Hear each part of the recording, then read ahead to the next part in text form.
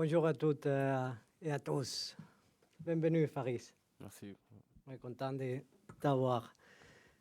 En explication du transfert, et que je crois que c'est bien pour bien présenter pourquoi on a choisi Faris. Après, c'est à lui de dire aussi pourquoi il nous a choisi, non? Spécialement, c'est qu'on avait discuté beaucoup avec Gennaro aussi, avec des différentes situations depuis l'été.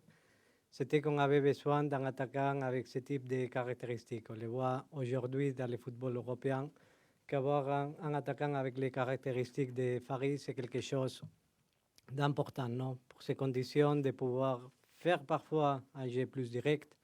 Il est très fort dans les duels individuels face à face, les défenseurs centrales. Il a une capacité, je crois, importante de pouvoir attaquer la profondeur. C'est un joueur aussi qui, comme point de référence, il donne quelque chose en plus à cette équipe. On l'a vu déjà pendant les entraînements. C'est rentré en jeu contre l'Olympique lyonnais. Je crois qu'il nous a donné déjà des choses positives. C'est un bon travail de notre département de scouting. Je crois que je tiens à remercier les travail, spécialement parce que depuis l'été, on avait vu une tendance naturelle de beaucoup de joueurs africains, dans ce cas, qui font le parcours en Scandinavie, spécialement de chercher de s'imposer dans un championnat mineur. Et depuis le mois de novembre, je crois qu'on est rentré en conversation avec lui, avec son agent, à lequel je tiens à remercier spécialement parce que c'était des conversations très ouvertes, très naturelles, très déterminées. Et enfin, non, que pour nous, on s'avait posé la question dans le mois de décembre de comment attaquer la question. Un peu la situation qui nous permet à niveau financier de pouvoir anticiper ce type d'opération, parce qu'on avait discuté avec Faris, aussi avec son agent, que c'était une opération qu'on voulait faire. Sinon, maintenant, dans le mois de juillet, spécialement parce qu'on croit beaucoup dans les caractéristiques. On avait beaucoup suivi cette saison les joueurs. Dans les parcours européens à Bodo-Glimt, spécialement les deux matchs contre Besiktas ont été lourds et très bons. Pour la petite anecdote, non, même Mehdi, il a parlé avec quelques joueurs de Besiktas. Il a dit oh, c'était difficile de jouer contre Faris. C'est pour ça non, que je crois que ce niveau d'anticipation, on voulait faire l'opération et c'était pendant ce mercato d'hiver qu'on voulait, on l'avait dit, non, au commence du mercato, d'être un marché tranquille, mais dans les moments que tu as la possibilité. C'est pour ça que tu es ici, on croyait beaucoup en toi pour l'avenir du club. Et on avait la possibilité d'anticiper, c'était le cas. Merci aussi pour ta confiance, Faris. Bonjour Faris, bienvenue à l'OM. Il y a plusieurs joueurs comme ça qui ont déjà porté le maillot de l'OM avant d'être présentés. J'ai deux questions. La première, bien sûr, encore et toujours, pourquoi tu as choisi de venir à l'OM? Tu es un attaquant qui était de plus en plus visible en Europe par rapport notamment aux performances de Bodo Glimt en Ligue Europa et avec le titre de champion de Norvège. Pourquoi tu arrives à Marseille maintenant? Parce que depuis tout petit, je regarde la Ligue 1 avec mon père et il y a des joueurs comme Didier Drogba, Stéphane Mbia qui m'ont fait rêver. Et voilà, après, venir au Vélodrome avec les supporters, 60 000 chaque week-end, c'était le club pour moi. J'ai toujours rêvé de jouer à l'OM et aujourd'hui je suis à l'OM et je veux tout donner pour ce club. Est-ce que tu peux nous parler un petit peu de ton parcours? Parce que c'est un parcours atypique qui est passé par Philadelphie. Il y a eu de la Norvège, du Danemark, de la Norvège aussi. Comment tu t'es construit, comment tu t'es forgé à travers ces expériences? Déjà aux États-Unis, c'était une phase d'apprentissage à l'académie de Montverde. Ensuite, j'ai joué à Philadelphie. J'ai commencé dans le monde professionnel là-bas. Et je voulais tellement revenir en Europe. Je voulais jouer les grands matchs, Champions League. Et voilà, après, ensuite, je suis resté 2-3 mois sans club au Cameroun. Et mon agent à l'époque, il y a Christiansen qui l'a contacté. Et voilà, je me suis dit, il faut bien commencer quelque part. Ensuite, je vais tout donner là-bas et graver les échelons petit à petit. Après, il y a eu il y a eu un prêt au Danemark qui ne s'est pas bien passé. J'ai presque passé une saison blanche. Ensuite, je me suis dit, c'est pas ce type de joueur que je veux être. Je suis quelqu'un qui travaille beaucoup, qui donne tout, qui apporte de l'énergie. Et je me suis remis en question parce que voilà, il faut toujours se remettre en question. Et après, quand je suis revenu à Christiansen, fin du prêt, j'ai travaillé 2 fois plus dur.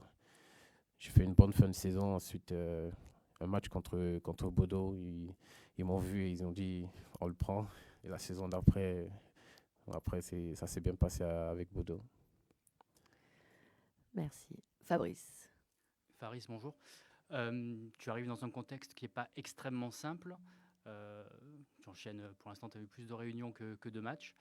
Est-ce que ce contexte, est-ce que ça t'inquiète, ça te fait peur, ou alors pas du tout, tu es venu là aussi pour tout donner, pour te battre contre tout ça? Non, bien sûr que non, ça ne m'inquiète pas parce qu'on veut tous gagner. Et j'ai déjà été dans ces situations-là. Donc pour moi, ça ne m'inquiète pas. Faut tout donner sur le terrain. On sait qu'en ce moment, ça ne se passe pas bien. Mais ce n'est pas une raison pour baisser les bras, pour rentrer dans des petits trucs. Donc on va continuer à donner. Et il y a des matchs qui commencent déjà dès vendredi. On donne tout vendredi. Ensuite, ce sera de l'histoire ancienne. Stan. Oui, bonjour. Le président et toi, d'ailleurs, l'avez dit tous les deux, c'est un échelon supplémentaire de passer du football scandinave à la Ligue 1. Est-ce que tu viens d'arriver, mais est-ce que tu sais déjà ce qui t'attend, pourquoi ça va être plus difficile, pourquoi ça va être différent? Est-ce que le coach t'a parlé aussi des spécificités de ce championnat? Voilà, comment tu abordes ce passage de la Scandinavie à la Ligue 1? Déjà, c'est vrai que c'est un niveau, ça monte d'un train. Et voilà, moi je regarde la Ligue 1 depuis, j'ai toujours regardé la Ligue 1. Je sais ce qui m'attend. Je suis confiant en ce que je peux apporter. Et après, il y a beaucoup de choses qui rentrent en compte. J'ai parlé avec le coach. Après, je m'entends bien avec lui. Et il m'a fait savoir ce qu'il veut de moi et je suis prêt à tout donner. Jade. Bonjour, est-ce que tu pourrais nous dire si tu fais partie des attaquants qui préfèrent jouer dans un système à 2 pointes? Après, moi, j'ai pas de préférence. À 2, tout seul devant, moi, je suis prêt à tout donner. Et c'est pas que je me sens plus. C'est pas que j'ai une préférence de jouer à 2 ou de jouer seul. Et j'aime beaucoup plus la complémentarité avec mes coéquipiers. Mais sinon, moi, en soi, ça me dérange pas. Flo. Faris, bonjour, j'ai 2 questions. Justement, je relance là-dessus. On a le sentiment que ton profil peut être intéressant avec un joueur comme Aubameyang. Le fait que tu puisses servir aussi de fixation. On l'a vu d'ailleurs lors de ton entrée en jeu, cette capacité à jouer dos au but. Est-ce que voilà, c'est quelque chose que tu as beaucoup évoqué avec les dirigeants ou avec le coach Gattuso, cette association possible avec Aubameyang? On a eu peu de temps pour parler de ça. Et c'est des choses qui se font naturellement. C'est des choses qui se créent sur le terrain naturellement, à l'entraînement et aussi en match. Ça arrive. Et après, on aura le temps aussi d'en parler et on verra bien ce qui se passe après. Et j'avais une autre question. J'ai un de mes collègues de RMC qui t'avait croisé à la Coupe d'Afrique, là où tu avais donné une petite interview et on avait remarqué un énorme enthousiasme de ta part à voilà, un peu tout casser, faire vibrer le Vélodrome. Tu arrives avec cette intention de te dire faut que je fasse vibrer les foules ici à Marseille. Tu as vraiment cette ambition, j'imagine? Bien sûr, bien sûr. J'ai toujours cette ambition-là. Je veux tout donner. Après, je venais de signer et il y avait beaucoup d'enthousiasme. mais j'ai toujours cette ambition-là de tout donner pour le club et avec mes coéquipiers, ensemble, on va atteindre nos objectifs. Nico. Bonjour, bienvenue. Qu'est-ce que tu connaissais de ce club avant d'y signer et qui tu connaissais éventuellement dans l'effectif? Et j'aurais une deuxième question, s'il te plaît. Déjà, je connaissais Simon à la CAN. Depuis que nous sommes allés en stage à Jeddah. Je parlais déjà avec l'homme. J'ai essayé de me renseigner un peu chez lui pour savoir comment ça se passe et tout. Et il m'a beaucoup situé sur ce qui se passe avec le club. Et voilà. Et la deuxième question, c'était quoi? Sur l'effectif, ouais, et le club? Non. Ou d'autres joueurs que tu connais Ouais, quand je suis arrivé, j'ai parlé avec Stéphane Mbia, à l'aéroport. Il me donnait des conseils, il m'a parlé du club, il m'a dit c'est une belle ville, les gens sont accueillants et c'est vraiment c'est ensoleillé parce qu'en Norvège c'est pas ensoleillé. Mais bon, il m'a dit, il m'a beaucoup situé, il m'a beaucoup donné de conseils et après il m'a dit il faut que tu donnes tout, si tu donnes tout, voilà, le club il te rendra beaucoup. Et ma deuxième question, c'était, ben, on l'a évoqué brièvement il y a peu, mais sur la réunion qu'il y a pu y avoir avec les supporters, voilà, qu'est-ce que tu en as retiré? Bon, pour le moment, on n'a pas vraiment envie de parler de ça. Ça s'est bien passé avec eux et après, il faut juste commencer à gagner des matchs. Rudy. Bonjour Faris, pour ceux qui ne te connaissent pas encore, est-ce que tu peux te décrire ton style de jeu comme attaquant? Bon, après, je suis quelqu'un qui donne tout déjà, qui est rapide, qui dans les 1 contre 1, les duels, jeu dos au but, jeu aérien, dans les petites surfaces, les 1-2, et j'ai aussi un bon coup de pied. Donc, tout ça ensemble, avec mes coéquipiers, j'espère qu'on va beaucoup les utiliser. Jeu en profondeur aussi. Ouais, et voilà, j'espère qu'on va atteindre nos objectifs. Avis? Oui. Oui, bonjour. Bonjour Faris, bienvenue. Je voulais te demander, mes collègues te parlent de l'environnement. Je sais que tu es costaud physiquement. Première question, est-ce que mentalement tu l'es aussi, au vu de ce que tu as vu en arrivant? Ensuite, la deuxième question, c'est tu as commencé par jouer à Lyon. Comment ça a été avec Oba, avec tes joueurs, tes coéquipiers, et est-ce qu'ils t'ont bien mis dans le bain, sachant que vendredi, on a le couteau sous la gorge, mais je sais que vous allez gagner. Personnellement, je sais.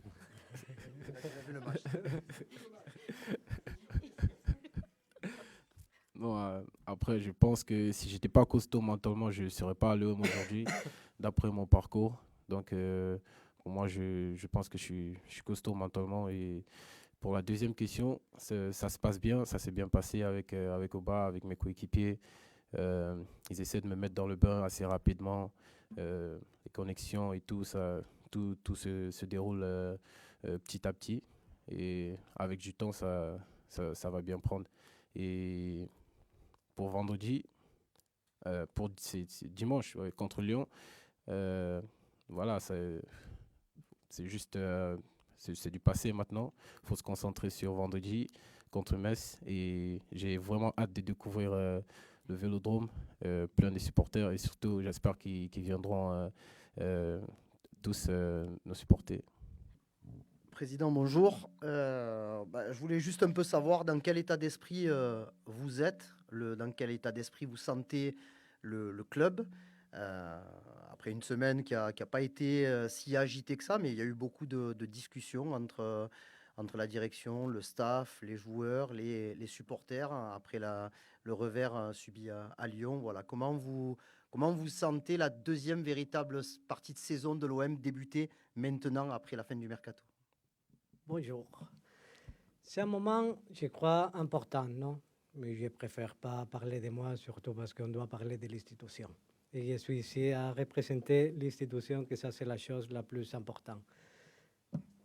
Naturellement, non. Et ça tient à dire beaucoup de choses. Je crois qu'on s'est vu la semaine dernière. Ce qu'on s'avait dit, c'était un message fort, spécialement sur la mentalité et l'engagement qu'on a parlé. On n'a pas vu ça, je crois, dimanche contre Lyon. Et ça, c'est la chose que, à dire la vérité, ça nous a étonnés à tous qu'on était en contact avec l'équipe pendant ce dimanche. Lundi, c'était un moment important, je crois. Et cette semaine, c'est un moment important. Et les matchs à venir, et ces mois de compétition, c'est un mois très important. Je crois que c'était le moment d'intervenir pour tout le monde. Et bien poser les bonnes questions et la réflexion à l'intérieur de cette groupe, pour les clubs, pour tout le monde. C'est un moment important. C'est un moment dans lequel tout le monde doit prendre nos responsabilités. Mais on doit envoyer aussi le message important dans ce moment, que c'est un message numéro 1 d'unité. Numéro 2, de donner quelque chose en plus. Donner quelque chose en plus tout le monde, dans lequel je suis le premier concerné, et je le demande aussi à tout le monde. Je crois que c'est le message important à faire passer dans ce moment. Cette semaine, oui, c'est important parce qu'on peut encore beaucoup de choses, on peut faire encore beaucoup de choses pendant cette saison. Je suis convaincu, à dire la vérité. Mais il faut que maintenant tout le monde, on va vers la même direction. Il faut que tout le monde, on a un niveau de conscience de la responsabilité que signifie être dans cette institution, dans cette club. Ça, c'est quelque chose d'important. Si tout le monde en est conscient, je crois qu'on a de vraies possibilités. C'est ça le message à faire passer, c'est ça l'état d'esprit. C'est un message de détermination, c'est un message de maintenant prendre notre destin dans la main et chercher tout le monde de faire des choses importantes pour ce club, parce que c'est important. Et c'est le moment, et j'espère, de donner un coup dur pendant cette saison et de chercher avec l'implication, avec l'engagement, avec la mentalité. On doit beaucoup améliorer la mentalité. Et après, je crois que les résultats ils vont suivre, parce que j'ai confiance dans ce groupe, j'ai confiance au coach, j'ai confiance à tout le monde. Mais c'est le moment dans lequel tout le monde, on doit chercher de donner plus. Et ça, c'est le message de cette semaine. Fabrice. Pablo, bonjour. Est-ce que, au cours de cette fameuse réunion de lundi, est-ce que dans ton discours, dans tout ce que tu as pu dire, notamment dans l'implication, l'engagement, est-ce que tu as senti que cette fois, les joueurs étaient vraiment réceptifs? Est-ce que tu penses qu'ils ont vraiment compris ton message?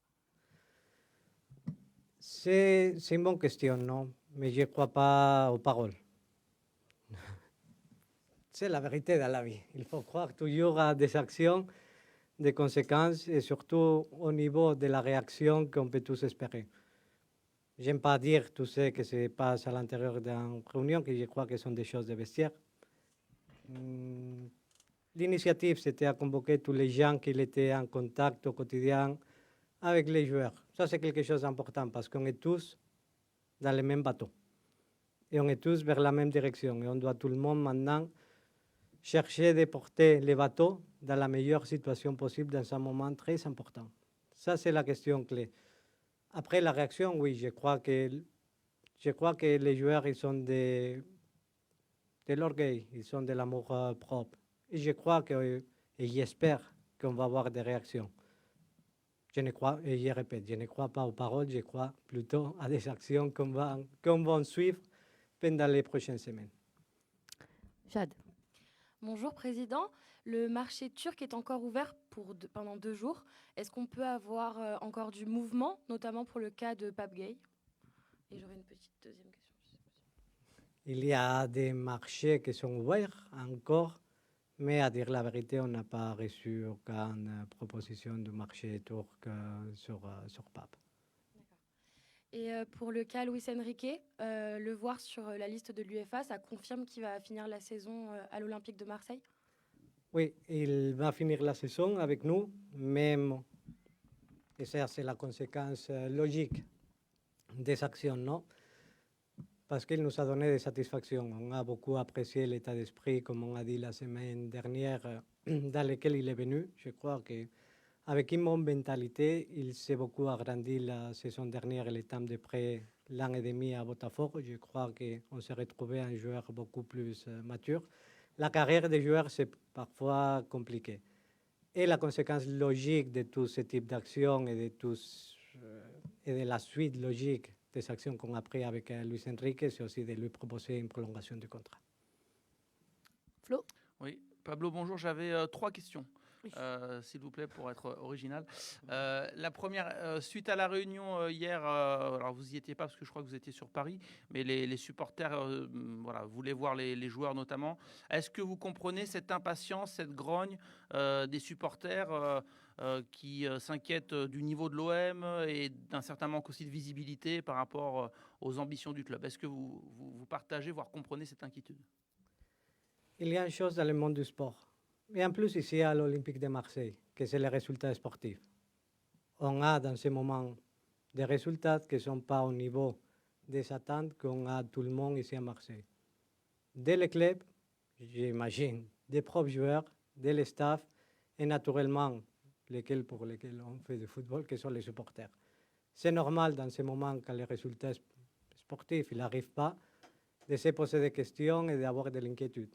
Ça, c'est le monde du football et cacher ça, ça serait complètement une chose qui ne serait pas logique. On connaît tout le monde, les clubs dans lesquels on travaille, on continue à travailler.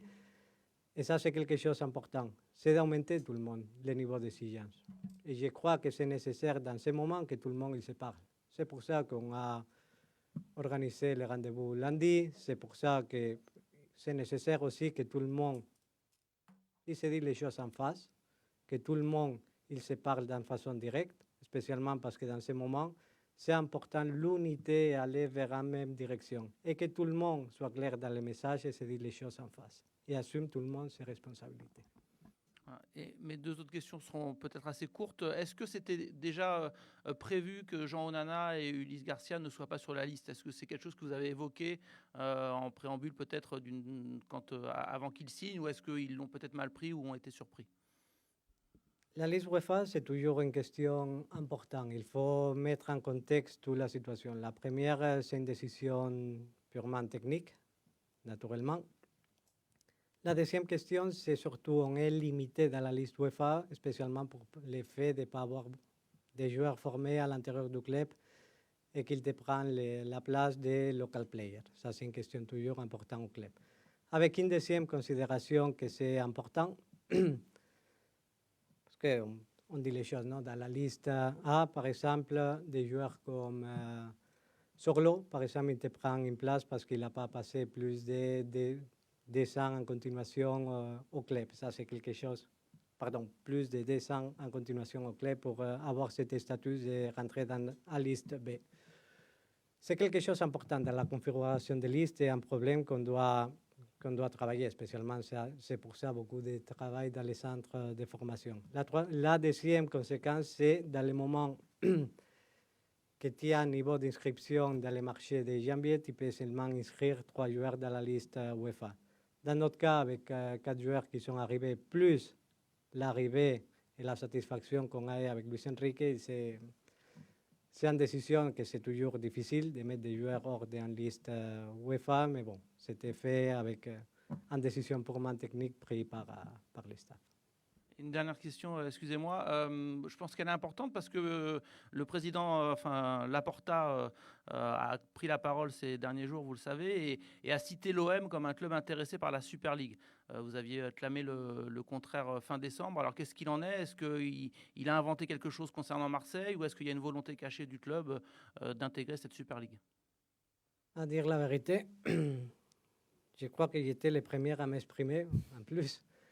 Dans le moment qu'il est sorti la résolution du tribunal européen, faire une conférence de presse, naturellement, on a bien fait voir notre position. Je crois que dans le monde du football actuel, le dialogue, c'est la chose la plus importante. Le football actuel ne peut pas se permettre une rupture de la famille du club, en sortie du status quo actuel de compétition. Je crois que ça peut être une situation très difficile pour le monde du football actuel et c'est quelque chose de très important. Dans aucun moment, on n'a eu aucun type de conversation avec la Super League.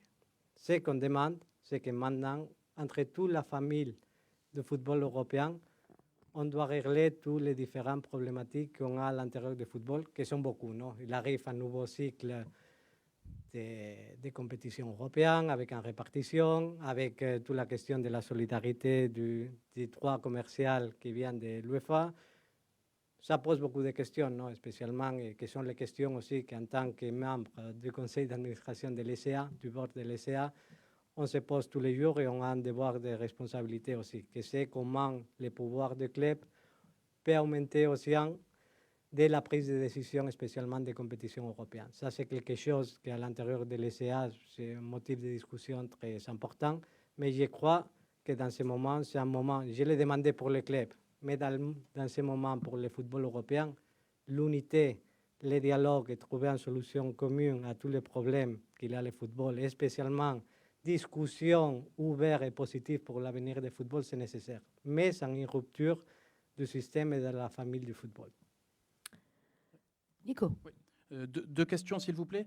La première, ça a alimenté pas mal le mercato olympien. Le cas de Jonathan Klaus, la position du club a été surprenante. Enfin, en tout cas, elle a surpris. Qu'est-ce que vous pouvez nous en dire et n'avez-vous pas peur que ça puisse être préjudiciable pour vous et pour le joueur?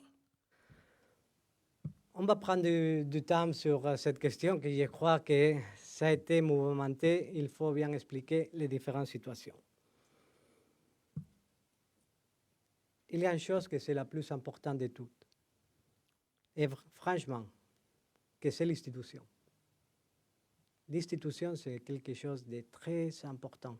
Et le respect qu'on doit tous envers les clubs et l'institution. Tout le monde qu'on travaille dans le quotidien au club. Avec Jonathan Klaus, c'était une situation dans laquelle, et je vais être clair dans ces choses, spécialement parce qu'on s'est parlé cette semaine, il n'y a aucun type de problème et tout le contraire. Je crois que toute la situation de la semaine dernière, ça a un impact sur Jonathan, que c'est positif, spécialement parce que si on voit le niveau des entraînements qu'il a fait pendant cette semaine, maintenant je tiens à lui féliciter pour le niveau d'engagement et on espère qu'il va nous donner cette continuité dans ce moment. On n'a pas apprécié de différentes choses. Et je parle de vestiaire parce que c'est nécessaire que nos supporters et nos gens, ils connaissent les vérités. On a eu beaucoup de discussions avec Jonathan, que c'est un joueur avec des conditions extraordinaires. Je crois qu'il n'y a pas beaucoup de latéral droit avec les conditions qu'il a Jonathan Klaus comme joueur. En plus, c'est un joueur qui a une sensibilité que c'est spéciale. Et c'est un joueur même attachant. Mais en tant qu'international avec l'équipe nationale de France et dans les moments qu'on demande de la responsabilité, et dans ce groupe, et on le dit depuis longtemps, on a besoin qu'il y ait des leaders dans ce groupe qui peuvent émerger. Jonathan Klaus, en tant qu'international et pour son niveau footballistique et son niveau de participation avec l'équipe, on s'attend qu'il fait l'exemple de beaucoup de situations. En positif, attention, en positif. On a beaucoup discuté avec lui. Ça ne nous a pas plu, arrivé des mois de janvier, qu'ils m'ont fait arriver des différents messages. Ah, c'est Barcelone qui veut les joueurs. J'ai appelé Barcelone, ce n'était pas vrai. Ça, c'est sorti publiquement en intérêt dans notre club. Dans les moments qu'on demande un niveau d'implication que c'est important, ce n'est pas le bon message à donner publiquement et même en privé avec beaucoup de conversations. On l'a fait noter, ce type de situation.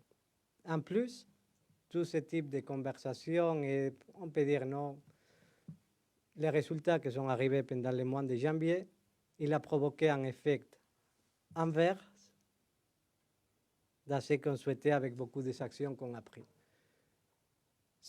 C'était important, je crois, de mettre chacun à niveau de ses responsabilités. Et dans ces moments, Jonathan Klaus, il doit être un joueur important pour cette équipe.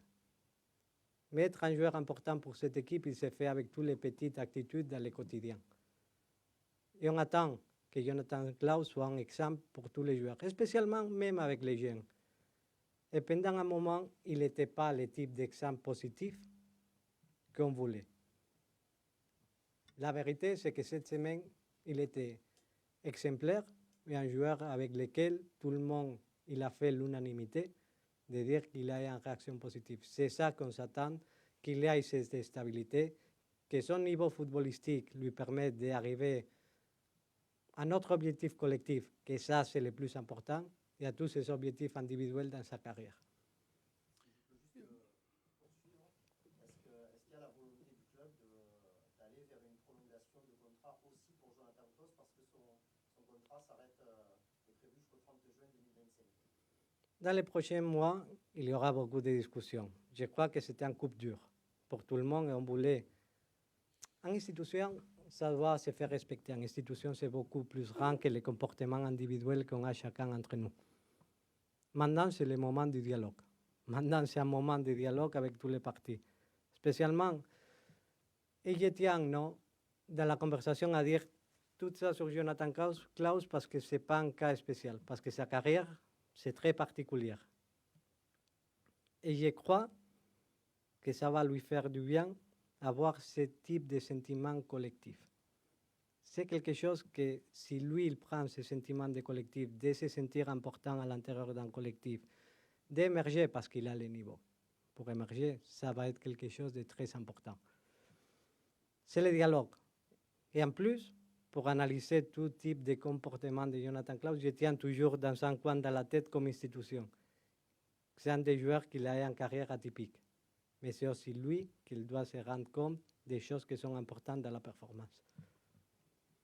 Et vous êtes, j'enchaîne, vous êtes sans doute en ce moment dans une période où vos choix, vos positions sont les plus critiquées ou les plus incompris. Dans quel état d'esprit vous êtes et est-ce que vous vous sentez toujours l'homme de la situation en qualité de président? Moi, parler individuellement, à dire la vérité, c'est pas l'homme à niveau individuel. C'est tout le contraire. Si vous me demandez, parce que c'est la deuxième question, j'ai plein d'énergie, plein de force, beaucoup de détermination et tout le contraire. Je vais donner une vision, une stratégie, continuer à donner cette vision et stratégie qu'on fait depuis beaucoup de semaines et beaucoup de conversations. Et spécialement, il y a une chose que c'est clair, les résultats sportifs sont les choses les plus importantes dans le football. S'il n'y a pas de résultats, oui, c'est normal que tout le monde il est remis en question. Même toute l'analyse, si je peux me permettre à niveau personnel, c'est aussi de bien faire tous les jours, non? Quelles sont les choses positives qu'il y a, quelles sont les choses négatives, quelles sont les choses qui peuvent améliorer. Je crois que la vie, pas seulement dans le football, c'est une question de se réveiller tous les jours, chercher de penser, chercher d'analyser les choses positives, les choses négatives.